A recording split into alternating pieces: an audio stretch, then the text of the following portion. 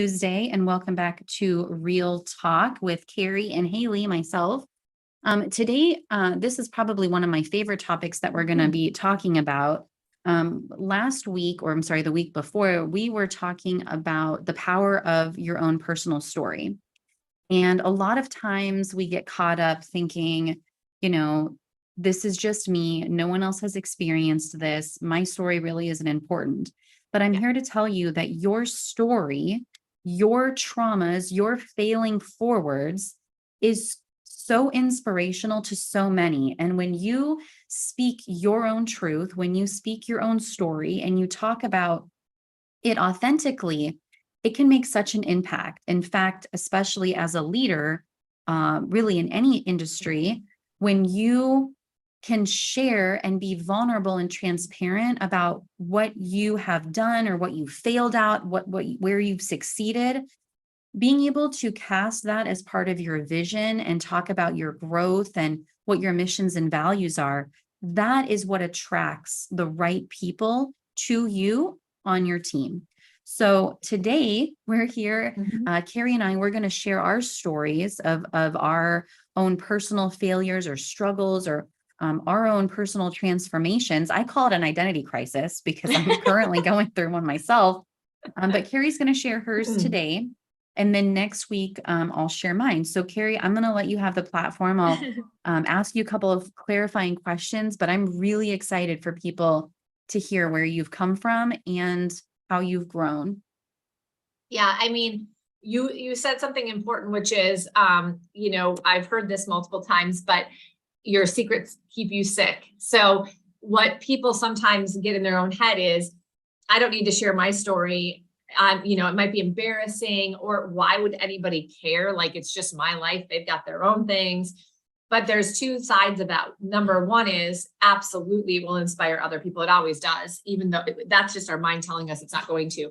But the second piece of it is if we don't share it, it will continue to stay with us. In other words, we can't actually be done with something and truly transform and be done with it until we're willing to share it out loud with other people, because then it's no longer a secret and it can't keep us sick anymore.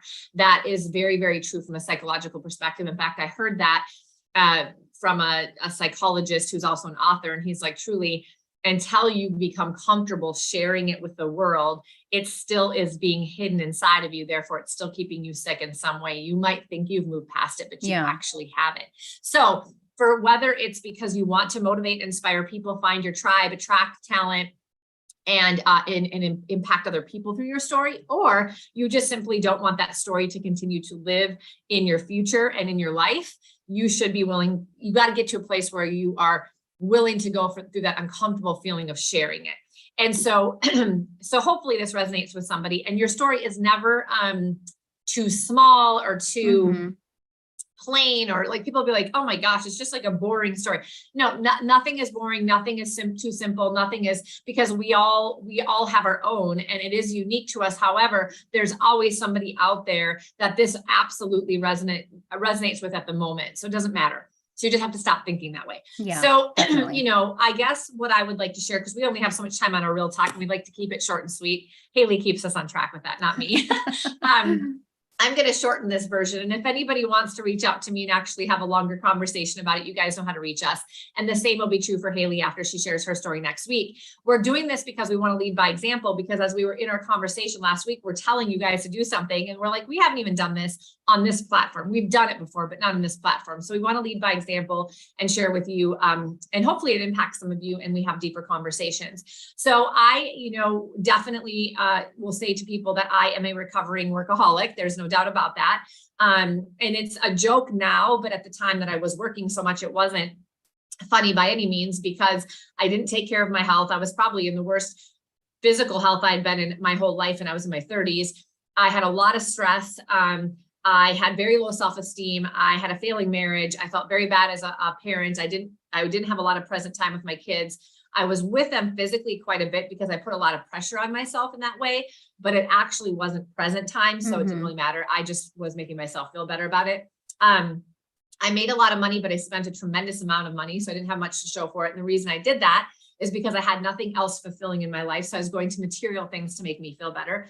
And that was my season of life of 10 years that anybody looking from the outside in would not have seen that. Because of course they saw the success in business and making the money and the nice house and the cars and the kids and the things that looked fine from the outside, but it always does. Not knowing what was really going on the inside, but I was a very miserable human being. I wasn't happy at all. Even though I enjoyed what I did and I loved being a mom and I loved what I did in work, I didn't have joy in the day-to-day because of how I was living my life. And it was all basically because I was coming from a place of living very, very subconsciously. I just did things to do things. I didn't make any conscious decisions. I didn't really realize most of the time what I was even doing. I didn't even know I should be trying to be more present in the moment. I just didn't know what I didn't know. Right. And it just became this vicious cycle and it just got worse and worse and worse. And so in this space of entrepreneurship, this is a very common thing because also we get caught up in having to maintain a certain level of income. We have a hard time saying no to our clients. So then we say yes to them and no to other things that are important to us, not consciously, but subconsciously out of fear-based decision-making, out of scarcity, out of all of these other subconscious thought patterns that are telling us why we should do what we're doing, even though they're not the things we want to do. And so I did that for 10 years and I was extremely burnt out. I was going through a divorce. I was unhappy with myself. And I just was like, how in the heck did this happen? How is this my life when, all these other things that I've been very successful at, specifically in business, had been happening. And so I was blaming real estate. And then I realized it's not real estate. I could be doing anything. I'd still be the same way. I had to change myself. And so it was this moment of, I have to change myself. And what does that look like? I need to take care of myself, love myself, lead myself first, personally become a better human being. And then business is going to be secondary. And I went into that thinking, you know what, my business is probably going to go down a little bit. I'm probably going to make less money, but I was at a stage where it was okay. It was important for me to do this. But what I really recognized, Haley, was that my business didn't go down. In fact, I actually had more business success. And the aha was because I was actually focusing on my own personal growth and development that made my business be able to evolve in a different way and really come to a place where I realized what I wanted to be doing and what I could use my talents for. And it literally elevated my career at the same time. So a lot of our limiting beliefs are if we go work on ourselves, it takes time away from the other things, primarily business, and we're going to lose money. The reality is your business can only grow to the extent that you do. So if you're not growing yourself at all, like I wasn't, that's your limitation. You're never going to grow past that anyway. And then you're going to continue on this hamster wheel of scarcity because you don't elevate, you don't get bigger and better opportunities, but you don't realize it in the moment. So my story is I was a workaholic. I worked too much. I wasn't a great parent. I had a failing marriage. I was all these things. And I could be very embarrassed about sharing that. At the beginning, when I started to share that, that was very, very uncomfortable because I felt a lot of guilt and a lot of shame, and people are going to be like saying things about me and what are people going to think about me? And the reality was I had very little judgment. I had a lot of people reaching out and being very inspired and wanting to connect because they were in the same situation or something similar enough that it resonated with them. And they just wanted to have some encouragement. Like, I can change this too. Tell me, what was your first step? Then I realized, okay, there wasn't a lot of shaming from people or judgment. It was more like, thank you for sharing this. This really helped me. I need to make a change in my life too. And that's the moment I realized that our stories do matter and they can help other people. And the second I spoke it out loud, I really truly feel like I was able to heal from it. And I no longer beat myself up about it because I made a conscious decision in that moment to use it for the good of something in the future. So as long as it wasn't for nothing, then that time had a purpose. It maybe wasn't great at the moment, but it really has a greater purpose for the future. And the two purposes it has is, number one, I have a much better relationship with my now spouse and with my children because I realized what I didn't want to do anymore. I learned from that experience. And because I was able to take care of myself, I was better for the other people. So I don't believe I would have the relationships I have today if it weren't for that experience. So that becomes, I think about it as a positive experience now because of what I have today, because of it, because I've used it as such, versus continuing to beat myself up about it and feel guilty about it, which, by the way, would keep me in a pattern of behavior that wouldn't allow me to have better relationships. So it's a very positive thing. And then the second thing is I've actually been able to really have conversations and help literally hundreds of real estate professionals through my coaching or just one-on-one conversations that reach out to me after I speak or I'm on a podcast that say, I just want to have a conversation. And I believe that this purpose has been, provided to me because of that experience. And so now I need to pay it forward. So now I think of it positively. I choose to think about it positively. And so no longer does it hinder me. It actually makes me better. And it helps to have, helps me to help other people. And that can be the case, by the way, with any story. I know it's hard to think that way. Maybe my story seems way less, worse than yours. And you're like, yeah, but you should hear my story. I would never tell that to anybody. It's horrible. And the reality is, no, it doesn't matter. It isn't horrible. It probably happened for a reason. And if you can use it to be a better human being today and to help other people, it truly makes that situation have a reason and a purpose. And you don't have to feel bad about it anymore because you are actually going out there and doing something positive with it. So it doesn't matter what it is. It might take you longer to get comfortable to share it because of what it is, but I would really encourage you to figure out how can you start to do that, even in baby steps, if nothing else. I started in baby steps. I didn't tell the whole story at first. I started with little things to get myself comfortable. And then all of a sudden, one day I was at a training, I just let it all go. And it was just in that moment that I just decided I was going to do it and just go for it. And then from there, I was able to really do it moving forward. So that would be my suggestion. So that's my story. There could be some of you that are feeling like you're on a hamster wheel. You feel guilty about the parenting you're doing. Maybe you're not in a good relationship. Maybe you're not taking care of yourself. Maybe you're making a ton of money in real estate, but you feel like not a great human being.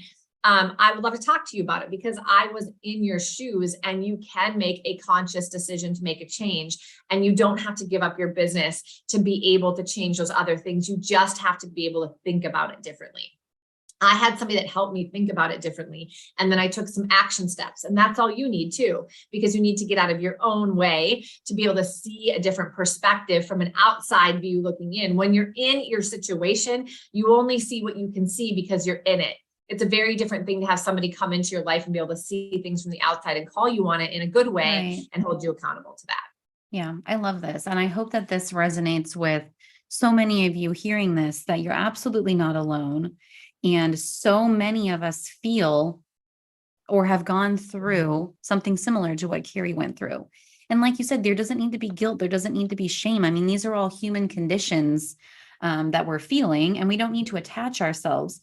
One thing that Tony Robbins always says that has always resonated with me is that once we realize that life is happening for us and not to us, we can change our story and we can change our state of mind. And once you change your state of mind, you really can step in to owning who you are and step into your greatness. And you're not ashamed anymore.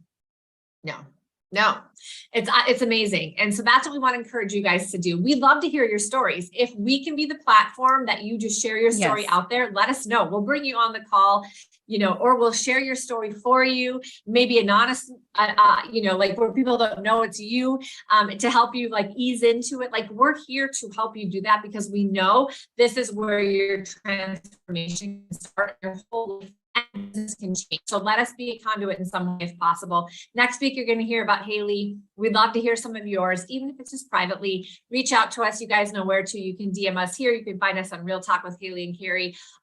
Cari and Haley. I don't know which one. It doesn't matter. We're interchangeable on YouTube. And we would love to do that. So thank you guys so much for always being great listeners. There's going to be a little bit more consistency again now that the holidays are over. Summer is kind of officially over. I know not technically, but hope you guys are getting into some good routines, and we look forward to seeing you back here on Tuesdays and sharing more stories. I can't wait to hear yours, Haley, because you're going to inspire a lot of people. Awesome. Thank you so much, Cari. And thanks everyone for listening. And like Cari said, share your stories with us because we are all in this together. We're absolutely not alone. And whether you're in real estate or another business, corporate America, stay-at-home parent, doesn't matter. We want to hear how you're feeling and what you're going through because we're here to inspire and to walk and this journey together. Awesome. Yes, we are. Thank you guys so much. See you soon.